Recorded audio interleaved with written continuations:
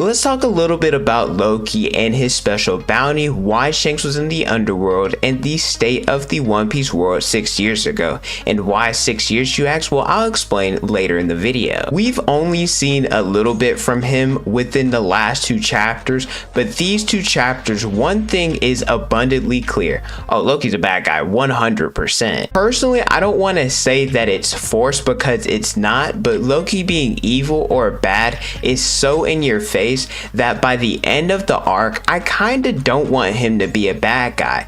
With Ragnarok and everything, that wouldn't necessarily make sense, and if you guys want an in-depth video about that, I did make one about a month or so ago, and I'll leave it in the description below. So Loki has been chained up to the Jewel Tree Atom for 6 years. It took the combined efforts for all the giants who were present at Elbaf during this time. The chains are Sea Prism Stone, which is why he is still a prisoner, and if those chains weren't there, then Loki, being as strong as he is, would have probably broken out by now. The reason why he is chained with Sea Prism Stone is because he has a legendary devil fruit that is currently unknown to us and maybe even a majority of the Elbaf giants, which could be why he has a special government bounty. He's not a part of the new giant pirates, and he's not a member of the Revolutionary Army. Maybe the world government heard that Loki killed his father, stole the fruit, and see him that much as a threat, which is why they had to give him this bounty, and not just giving him this bounty,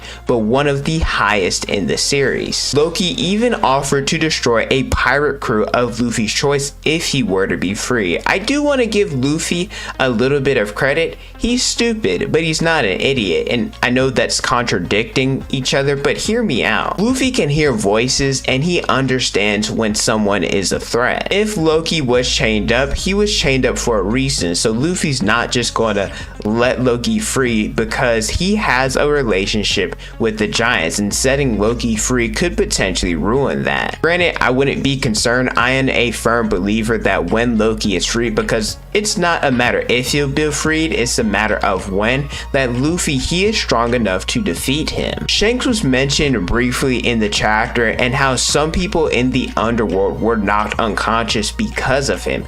Granted, Shanks' conquerors, it's so powerful that there's no guarantee that Shanks actually paid Loki a visit, and he could have been somewhere else on Elbaf and they just so happened to be knocked unconscious. However, Loki called him a coward of a pirate, implying that Shanks and him have some form of a relationship. This kind of reminds me a little bit of when we were first introduced to Buggy, and he talked a little bit about Shanks and their relationship in a negative light. Obviously, this statement by Loki, it didn't go well, as Luffy tried to attack a chained man. I've seen some people in the community get mad at Luffy, say it's low, it's cowardly. I don't care, it's Luffy. After this quick exchange, Luffy asks Loki why Shanks was here, and if he's not currently on the island, why did he come? To which Loki says he's not going to be providing this info for free, meaning that Luffy will have to free him in order to get this information. So now Luffy officially has a reason to set this monster free. Will Luffy do it? Honestly, I don't know. My gut is telling me no, but there is a chance that Luffy will set him free. He cares so much about Shanks, and this is the only lead that he has. Why is this important? Well, like I said, it seems that Loki and Shanks have some form of a relationship, and Shanks officially became a Yonko 6 years ago. When it comes to gaining notoriety, power and influence is key. With the warlords, Law became one because he delivered those hearts during the Rocky Port incident, and Blackbeard became one after defeating Ace, who was scouted before joining Whitebeard. Luffy became an emperor because of his past accomplishments, as well as he recently defeated the Emperor Kaido. Then there's Shanks. It's a mystery as to why he became a Yonko, because we know so little about his journey, but what we do know is that Shanks stole what we believe at the time was the Gum Gum fruit, and Shanks had a little over a billion berry bounty. He also got some of his fame whenever he challenged Mihawk, which happened before he met Luffy, or at least the last time he saw Luffy as a kid, since he still had 2 arms, and we know Mihawk has yet to fight Shanks since he lost his arm, so the time frame of all this is at least 12 years ago. Not to mention Shanks' connection to the Figureland family. Similar to Luffy, Shanks becoming a Yonko could be because he did so many crazy and insane things, and the final piece could be assisting Loki's imprisonment. The only problem with that is how it was stated that the giants, they had to band together to do this. Maybe this was a cover-up similar to how the government covers up everything, but at the same time, why would the giants be the one sharing this information? We'll have to see, but Shanks definitely has some type of connection with Loki. But if you guys have made it this far into the video and you're enjoying the content, let me know by leaving a like, subscribing to the channel, and hitting the notification bell so you guys never miss out on a new video. I pump out different One Piece content all the time. There's also other events that took place 6 years ago that aren't necessarily correlated, and I wanted to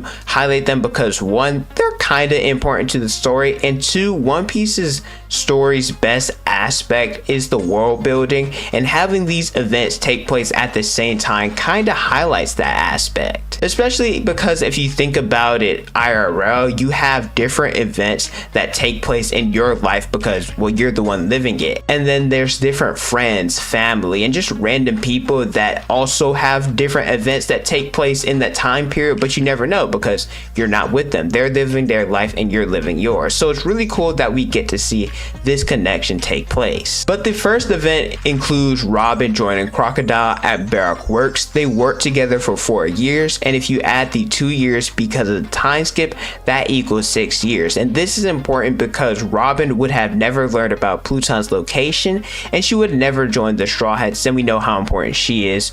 Would have been a lot less milk on the crew.